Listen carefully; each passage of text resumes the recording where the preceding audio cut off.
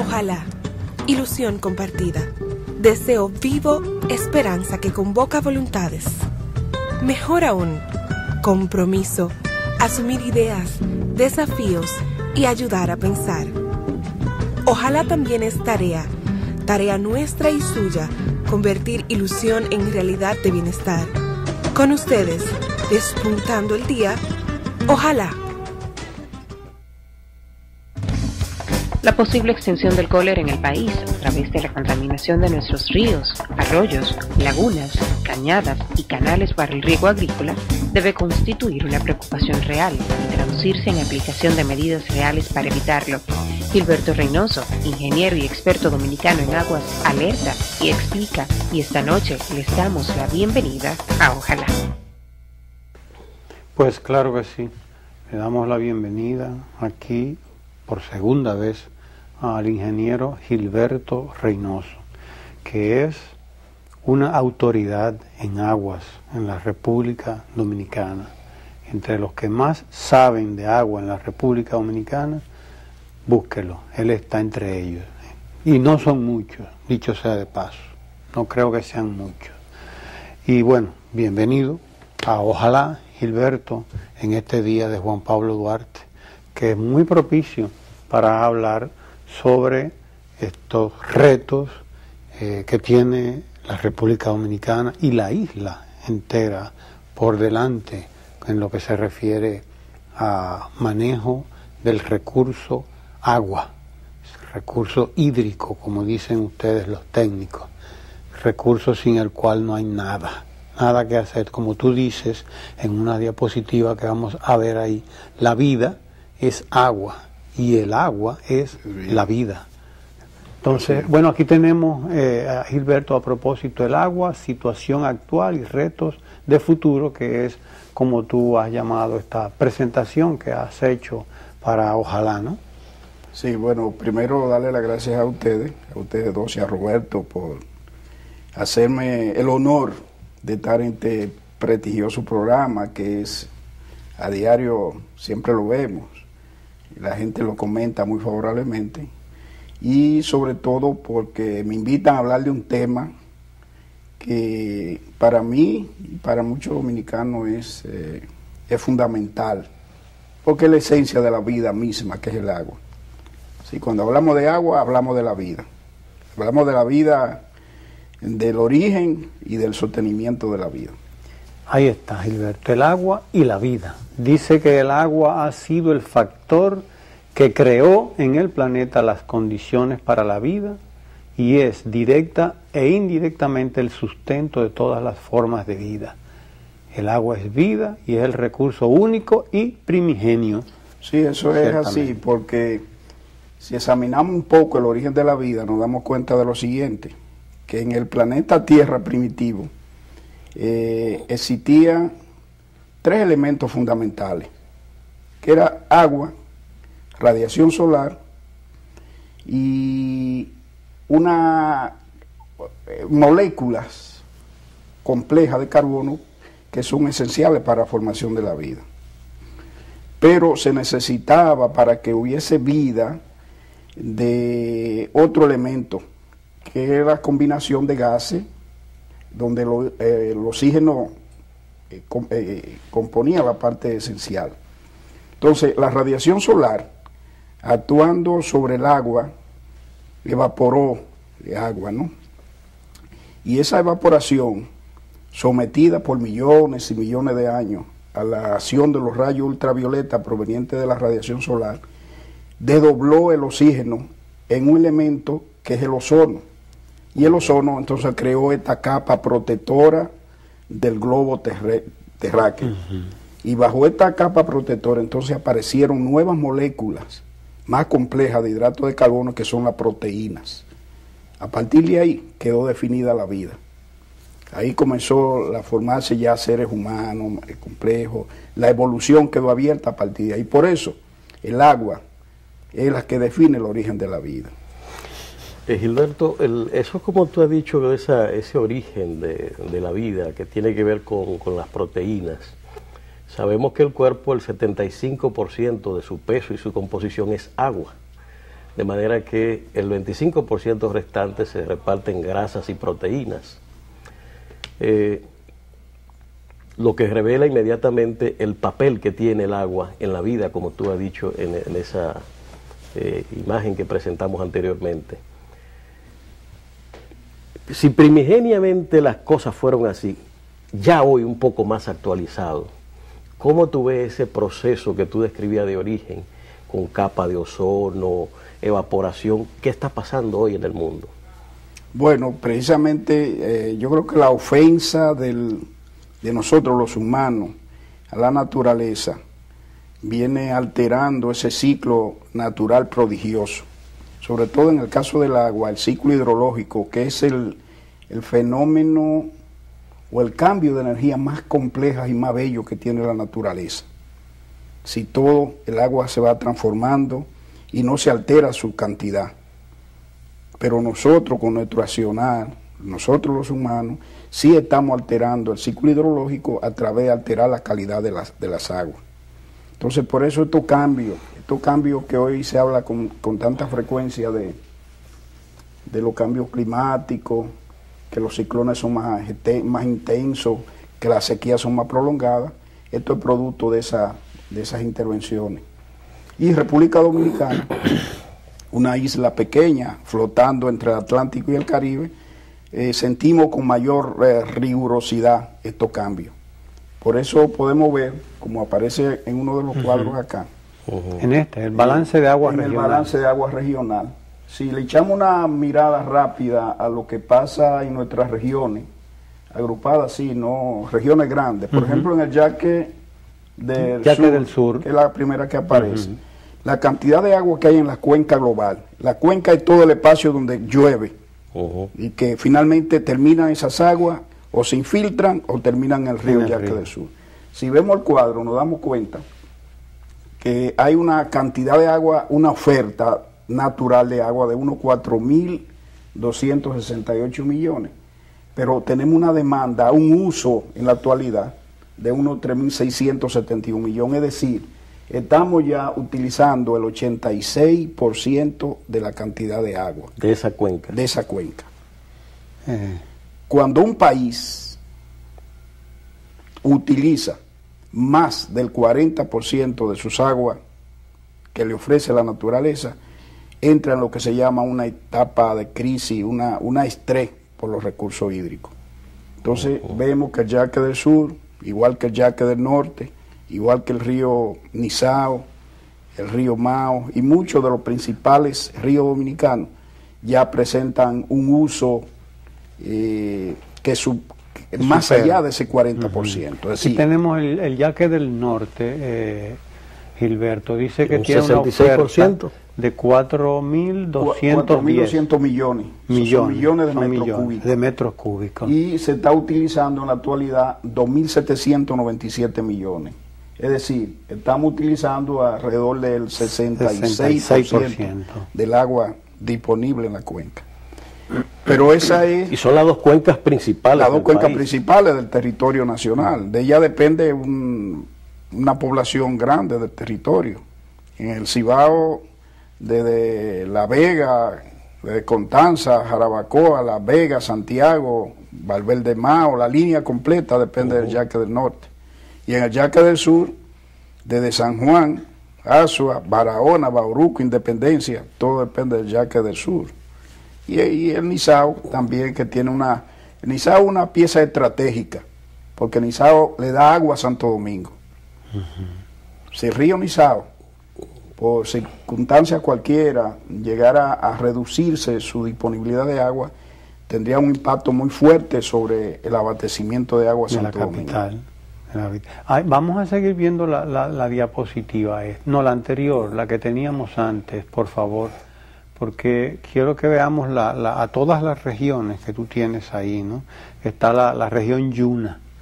No, nos falta ver la región Yuna. El Yuna va básicamente al nordeste, ¿no? Pongan la anterior. Yuna, sí, se mueve hacia el nordeste, desembocando en la bahía de Aquí está, el Yuna tiene una oferta de 3.085 millones y está utilizando 1.195 millones. Es de los ríos que todavía no tienen o tienen menor presión por el recurso. Sí, está en un 39%. Un 39, eso lo sitúa, lo clasifica como una presión media, dice. De presión media, ¿no? Sí. Y el Osama Nizao tiene una oferta de 3.807 y una demanda de 1.300, ¿no? Sí. O sea que tiene un balance de 3.000 todavía, una demanda media porque está también en 37% todavía, sí. ¿No? Así mismo pasa con la cuenca atlántica, ajá, que son todos los ríos del territorio que salen al océano Atlántico. Baja Bonico, Yásica, Boba, en esa región, ¿no? Entre Montecristi y Río San Juan, más o menos. Río San Juan. Eso tiene un poco, todavía una demanda baja. Una demanda media, un 36%. La demanda habitualmente se sitúa en función de las poblaciones que están en el curso del agua. Sí. Sí, porque ellas son las que usan el recurso, o lo utilizan para consumo o para actividades agrícolas, que es el mayor consumidor de agua del territorio nacional. Podemos pasar a la diapositiva siguiente, sí, porque es bueno que las veamos, porque están muy didácticamente elaboradas por ti. Uso actual, el total 11.245 millones de metros cúbicos por año, promedio anual. Muy bien. Índice de escasez. Sí. Explícanos esto, Gilberto. El índice de escasez es para clasificar, ¿no? Si un país es pobre o rico en agua, en función, y ese índice de escasez relaciona lo que el consumo con la demanda. Aquí los datos que tú tienes se refieren a República Dominicana. República Dominicana exclusivamente. 51.5%, dice. ¿Qué quiere decir eso? Sí, hay dos tipos de índice de escasez. Es el bruto y el neto. El bruto es si relacionamos el uso total con la demanda total del agua. No importa el estado que se encuentre el agua. Ahora, el neto es la misma relación, pero quitándole a la demanda el agua contaminada y el agua que obligatoriamente debe dejarse como caudal ecológico de los ríos. Entonces, se ve en el cuadro ahí que el índice bruto ya está situado alrededor de casi 52%. Sí, estamos consumiendo el 52% del agua que tiene el territorio dominicano. Ese como índice bruto. Ahora, si nos vamos al índice neto, como muchos de los ríos ya están contaminados, entonces el índice es mayor, y por eso tenemos que el índice neto es de un 60% en este momento. Quiere decir que estamos utilizando eso. Lo estamos 60%. Utilizando, y hay parte de eso que está contaminado en el neto. Por eso aumenta el índice, ¿no? Entonces el índice de escasez dice que es alto la clasificación. Es alto porque cuando ese valor es más superior al 40%, ya se clasifica como alto. Se puede sacar como conclusión que la diferencia entre el bruto y el neto explica contaminación. Explica contaminación, básicamente. Es decir, que hay un 8.5% del agua que circula en nuestro río que está contaminada, que no puede utilizarse sobre todo para el consumo. Esa contaminación proviene fundamentalmente de desechos de los centros urbanos o... Dos elementos son los dos grandes contaminadores de los cuerpos de agua. Es el agua negra o agua residual, que es aquella que sale de nuestros hogares, cuando descargamos un sanitario, cuando lavamos en la cocina, cuando nuestras esposas hacen sus actividades. Esa agua que descarga se llama agua negra o agua residual, y sobre todo la que sale de los baños, que tiene una alta carga contaminante de elementos. Como conduce material, hay mucha bacteria, mucho hongo, mucho de todo, ¿no? Entonces, si esa agua negra o agua residual no recibe un tratamiento adecuado en una planta de tratamiento antes de llegar a su destino final, que generalmente es el mar o el agua subterránea, entonces se convierte en un gran elemento contaminador. Gilberto, te vamos a pedir permiso para hacer nuestra primera pausa y venimos ahí inmediatamente con la contaminación de las aguas. Continuamos esta interesantísima conversación con el ingeniero Gilberto Reynoso sobre el agua en República Dominicana. Gilberto, nos quedamos conversando sobre los niveles de contaminación del agua en el país. Y tú señalabas algo que me gustaría que amplíe un poco más. Si tenemos esa carga de contaminantes que vienen de los hogares, de los centros urbanos, ¿cuáles otros factores inciden en ello? Bueno, además de la contaminación por producto de las aguas negras o agua no tratada, está la actividad agrícola, que es el segundo gran contaminador de las aguas, de los cuerpos de agua, porque la actividad agrícola utiliza muchos pesticidas, y ese exceso de agua utilizada en la agricultura regresa a los ríos y finalmente va al mar, entonces va dejando su carga contaminante. Ahora, de estos dos grandes contaminantes, las aguas residuales contaminan más, la contaminación dura más y es más peligrosa. Dura más la contaminación porque las aguas residuales generalmente se infiltran al subsuelo, y en el subsuelo el movimiento del agua es lento, y como es lento no se diluye los contaminantes que llegan. Mientras que en las aguas utilizadas para riego, que van a los ríos, como tienen movimiento, se van diluyendo la carga de contaminación. Entonces, en el agua de subsuelo permanece en la carga contaminante mucho tiempo. Si se bombea agua como se hace aquí en el Distrito Nacional, donde hay una cantidad inmensa de pozos para bombear agua del acuífero subterráneo, acuífero altamente contaminado. Entonces, ese es un elemento que expone mucho la salud, la salubridad de la gente, que muchas veces de manera inconsciente utiliza esas aguas sin saber a lo que se expone, ¿no? Como riesgo de salud. Entre estos contaminantes, indudablemente que son los dos grandes responsables de que los cuerpos de agua de República Dominicana, como habíamos comentado fuera del programa, los ríos nuestros lamentablemente son ya especies como de cloacas. Nosotros lo que hemos tenido oportunidad, que tenemos raíces en el campo, de ver y soñar un poco lo que era el Yaque del Norte, el Yaque del Sur, el río Mao, el río Jaya, San Francisco de Macorís, el Yuna, en el sur, cualquiera de los ríos de San Juan, eran ríos de agua cristalina. Hoy a nadie se le ocurre tomar agua, ni siquiera bañarse. Así es. Ni siquiera bañarse. Estamos hablando, Gilberto, y perdona que te interrumpa, y estamos viendo estas gráficas, además que son bastante ilustrativas, de algo muy grave, porque estamos en medio de una epidemia de cólera.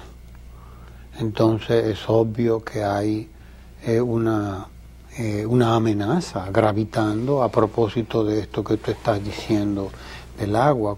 Explícanos un poco qué debíamos pensar y qué debíamos hacer frente a esta situación, porque lo que hay indica que es una situación perfecta para que el cólera se expanda por el país. Sí, el cólera, su vehículo de transmisión más cómodo para la bacteria del cólera es el agua.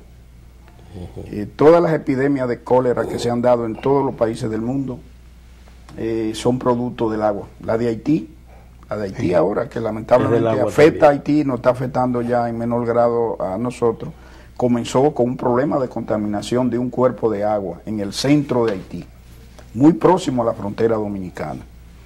De ahí se expandió, la gente va utilizando agua ya contaminada, entonces se va expandiendo la bacteria a medida que la gente va defecando. Lamentablemente, por falta de sistema sanitario, la población, un alto porcentaje de la población defeca dentro de los cuerpos de agua de los ríos.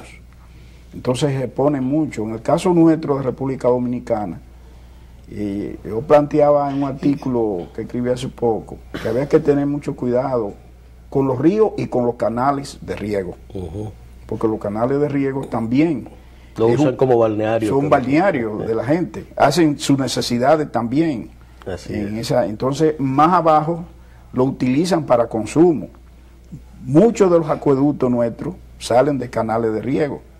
Tenemos el caso de un canal grande que pasa por la parte noroccidental de Santiago, que se llama Ulises Francisco de Peña, que cruza de los barrios más populosos de Santiago, Cienfuegos. Y 3 o 4 kilómetros está el acueducto de Villa González. Que sale del canal también. Que sale del canal. Pero también está Hato del Yaque, donde se dieron muchos casos de cólera. Fue uno de los casos los más abundantes. De los más abundantes. Entonces, todos estamos expuestos a esa contaminación. Por eso yo sugerí en un artículo que la medida de salud pública tenía que hacer no circunscribirse a los AMA únicamente, porque para mí los AMA quizás no es el más riesgoso o más peligroso de todo. Yo creo que los ríos que la gente lo utiliza para consumo o para actividades agrícolas, como son todo el Yaque del Norte, que atraviesa grandes poblaciones, el Yaque del Sur, el Yuna, con eso hay que tener mucho más atención. También los cuerpos de agua cerrados, como la laguna Cabral, o las mismas presas, donde la gente hace actividades y pesca inclusive, que es un elemento muy peligroso, ¿no? como elemento de contaminación de la bacteria.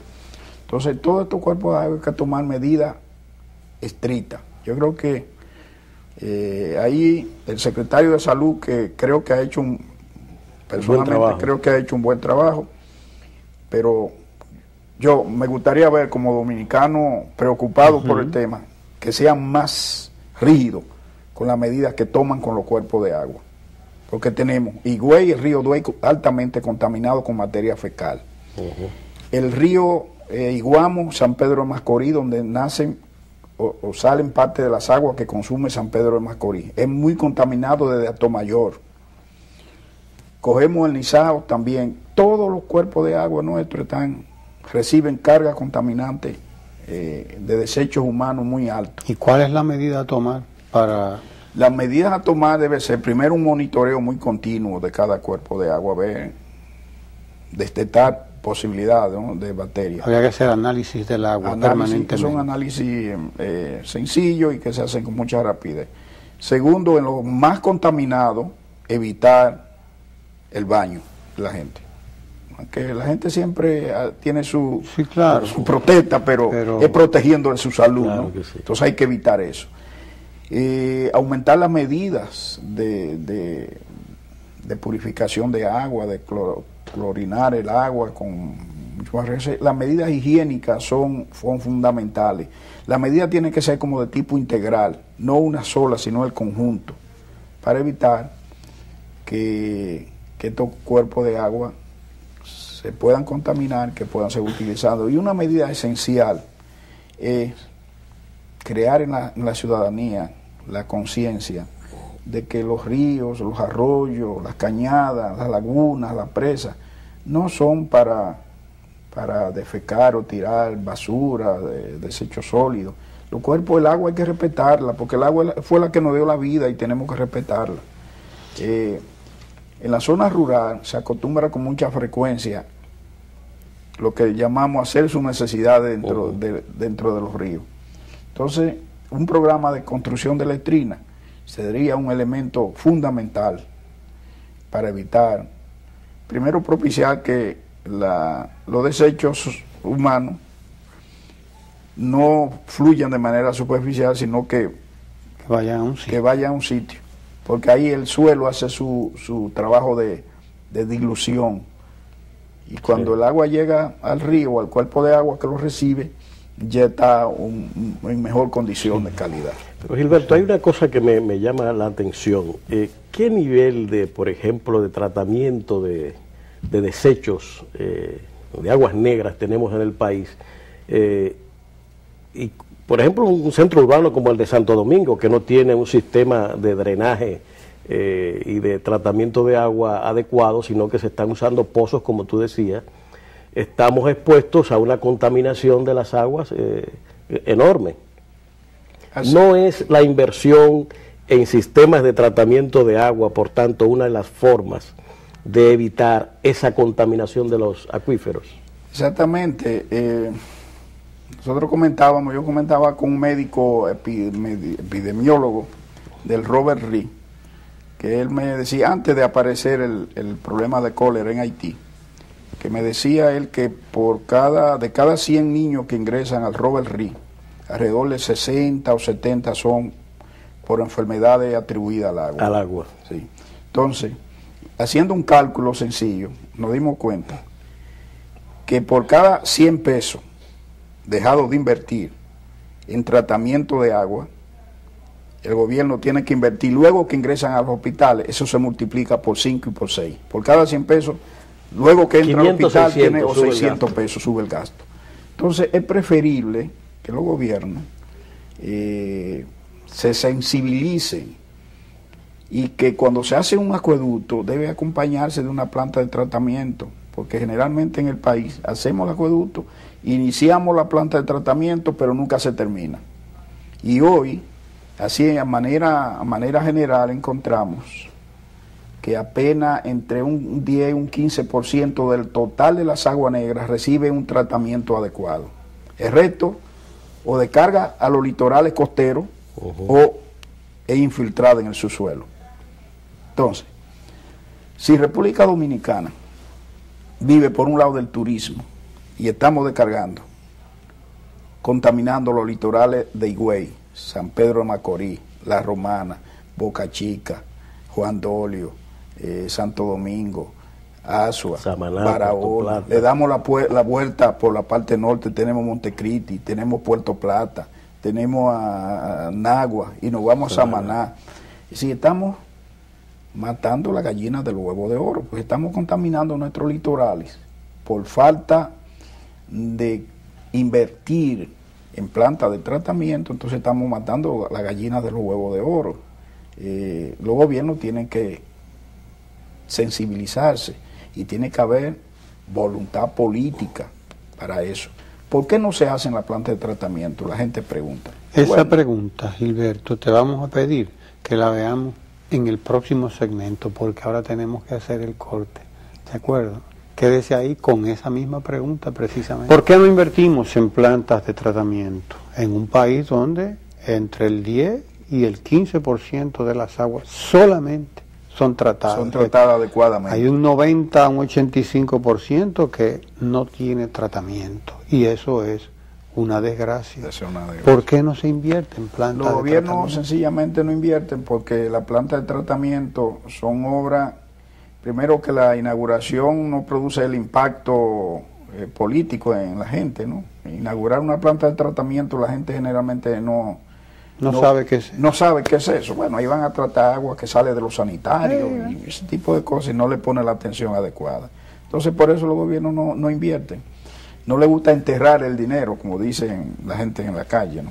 Le gusta que se vea. Sí, le gusta que se vea. Un elevado que se ve, es más pomposo, pero no tiene el efecto positivo que debe tener en el combate a la pobreza, la salubridad de la gente, la calidad de la vida. La calidad de vida, mejorar, en lugar de que acudan tantos niños a los hospitales enfermos, todo esto se mejoraría. El impacto sobre el turismo, que dicho también sea de paso, dispondría los gobiernos de más dinero, porque claro, no va a invertir tanto en salud. Claro, se va a economizar muchísimo dinero. Los españoles le tienen a eso un dicho que dice: es preferible invertir una onza en prevención y no una libra en curación. En curación. Pues claro, pues hay un ahorro. Claro. Pero hay otro elemento también. Nosotros dependemos de nuestros litorales para el desarrollo del turismo. ¿Y qué pasaría el día que, por un motivo cualquiera, aparezca un nivel de contaminación de los litorales en uno de los litorales nuestro? Puerto Plata, por ejemplo, que tiene esa gran tensión, o el mismo oeste.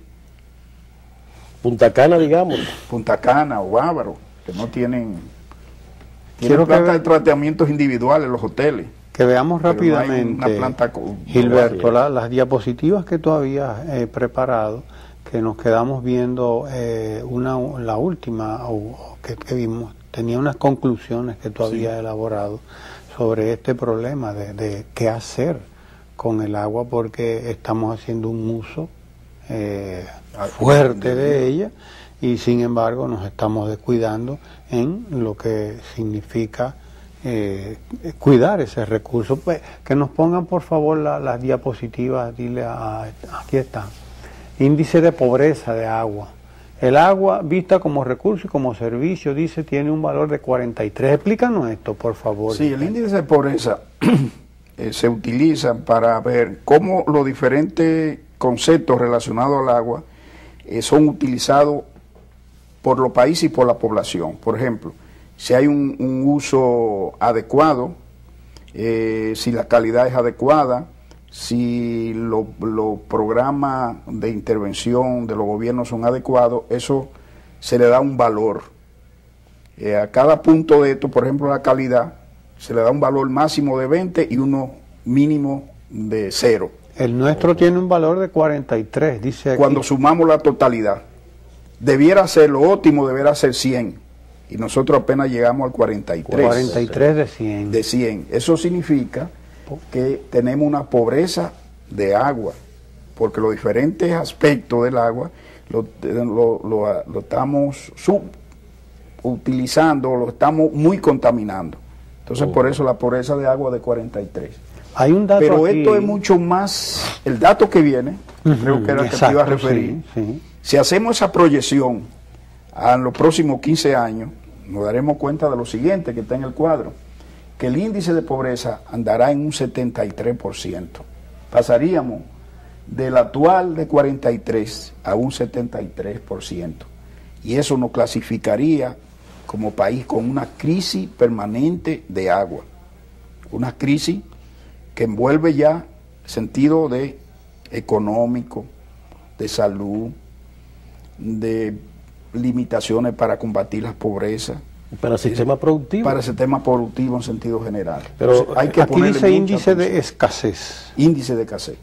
O sea que es un índice muy alto. Muy alto. Para muy el alto. 2025 estamos hablando de 15 años. Estamos hablando de 14 años, ya estamos en el 2011, ¿no? Exacto. Estamos hablando, óigalo bien ustedes, que a la vuelta de 14 años en nuestro país, de seguir como estamos ahora, tendremos un índice de escasez de un 73%. Esta imagen no se ve muy bien, Gilberto, pero me temo que también explica, ¿no? Sí, esto último que vimos. Sí, claro, esa es una curva que expresa, ¿no?, hasta dónde nos estamos acercando al techo de disponibilidad de agua. Exacto. Y cómo en la parte de arriba se ve una línea un poco amarillenta, Ajá.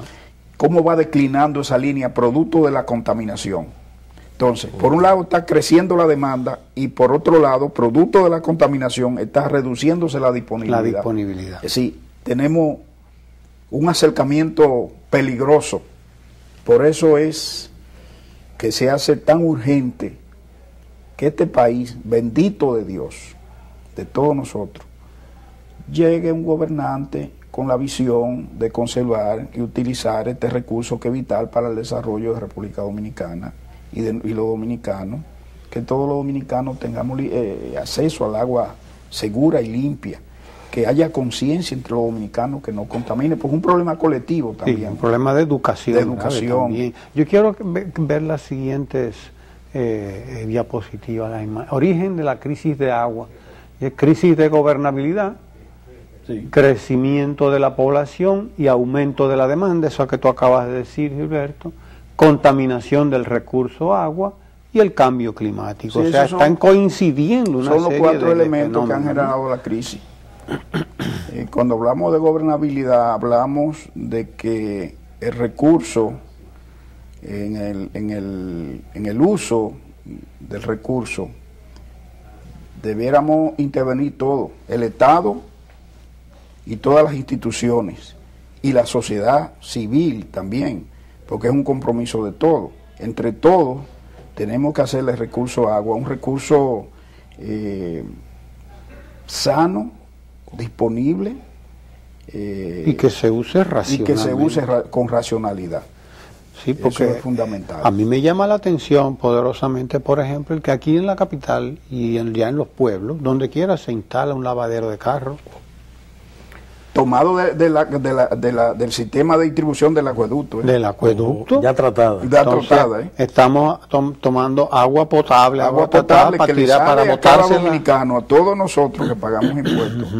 Tratar un metro cúbico de agua para después utilizarlo en lavar un carro es realmente desperdicio. Pero hay una ¿verdad? cosa que me llama, o sea, el agua ya se va a convertir en un problema de seguridad nacional, porque si a la vuelta de 14 años estamos ya con una amenaza de esa naturaleza, para el 2025 estamos hablando de una escasez tal en que lo que tenemos de agua prácticamente lo vamos a estar consumiendo, o ya está contaminado. Sí. Por tanto, es un problema de seguridad nacional que hay que resolver antes de que llegue ese momento.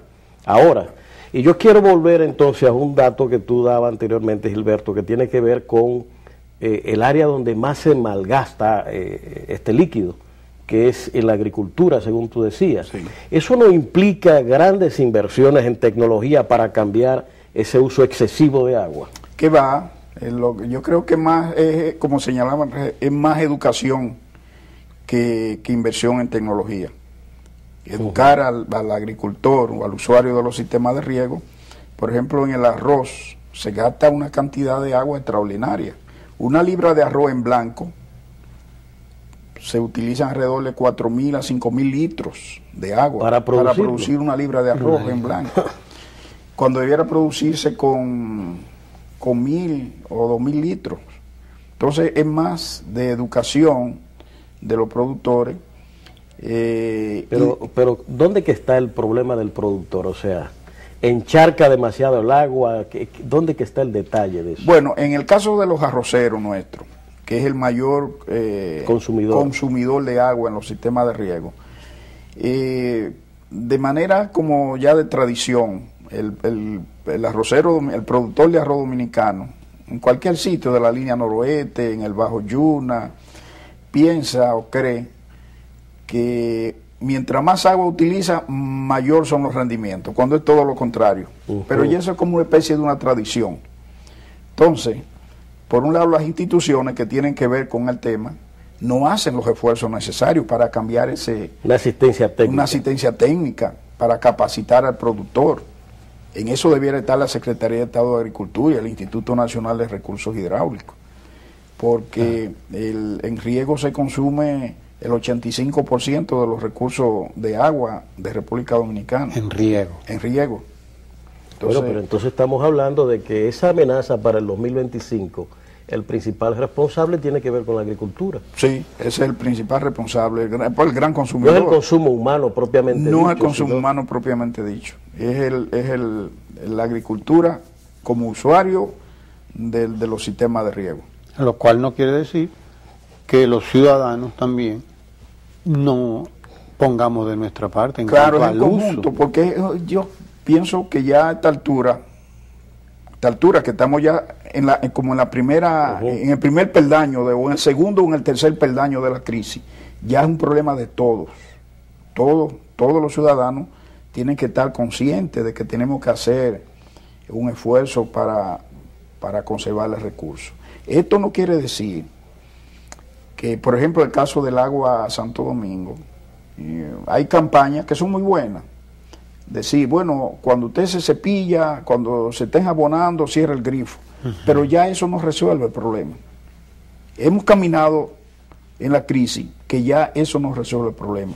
Ya tenemos que dar un paso más allá. Tenemos que cambiar nuestra forma de pensar, nuestro comportamiento frente al agua, para que dentro de 14 años no nos sorprenda de manera ya profunda la crisis. Entonces estamos hablando, número uno, que hay que hacer conciencia ciudadana sobre la importancia de este problema que tenemos con el agua, digámoslo así.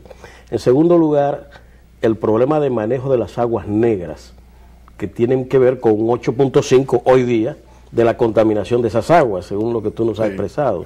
En tercer lugar, el problema de manejo en la parte agrícola, eficientizar el uso por parte de los agricultores del agua, porque son los principales responsables de ese gasto. Probablemente nos ahorraríamos el 50% de las pérdidas que de tenemos la pérdida hoy. que están ocurriendo. Y el tercer elemento, yo creo que la intervención del Estado en obras de regulación. Obras de regulación. Si tomamos un ejemplo sencillo, todos los ríos que están situados en la parte este, desde Los Ama hasta Higüey, no hay una obra de regulación. Todo el caudal que circula por esos ríos termina en el mar. No hay una sola obra de regulación. Es decir, desde el punto de vista de la regulación, apenas tenemos presas que almacenan el 11% del agua que circula por nuestros ríos. Estamos hablando de que el 89% es caudal circulante, que si no se aprovecha de manera instantánea se pierde. Sí, entonces tiene que haber una gran inversión de parte del Estado en obras de regulación, de almacenar. Para ilustrar con un solo ejemplo, los Estados Unidos, guardando la diferencia, los Estados Unidos en el río Colorado, si hoy se le presentara una crisis que no lloviera en la cuenca del río Colorado, con la presa que tienen reserva para 900 días, con la presa que tienen construida. Si ese mismo caso se nos diera en República Dominicana y hoy tuviéramos una sequía, apenas tenemos reserva para 30 días. Un mes. Un mes.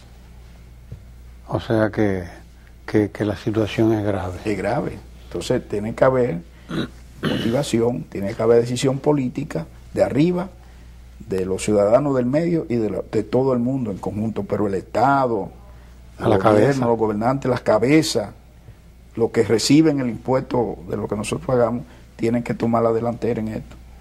Hay un problema ya entonces de político en buena medida que tiene que ver con el ejercicio gubernamental, de intervención pública, exactamente. Que según veo entonces tiene que ver en esos puntos focales que estábamos señalando, ¿verdad, Ramón? ¿Es así la cosa?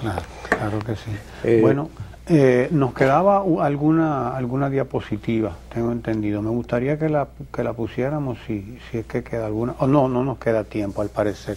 Gilberto, ¿no? Se nos ha ido el tiempo hablando de agua y hablando de esta escasez que tendremos, de no tomarse las medidas que deben tomarse de aquí a 14 años. Es decir, en el 2025 tendremos una escasez del 73%, un índice de escasez del 73%, lo cual es grave. Y hemos hablado además de lo que significa el no tratar las aguas servidas, las aguas negras. Estamos solamente entre un 10 y un 15% se tratan. O sea que estamos en una situación de emergencia prácticamente. Sobre ello pues nos ha hablado Gilberto Reynoso, a quien agradecemos su presencia aquí porque siempre trae estos datos que son contundentes y que nos alertan sobre cuestiones fundamentales. La más importante de todas, el agua. Gracias, Gilberto, y gracias a ustedes. Nos quedan todavía muchas cosas que hablar contigo, pero contamos contigo, sabemos que podemos contar. Siempre. Gracias, y usted quédese ahí porque todavía queda el rabo por desollar aquí en Ojalá.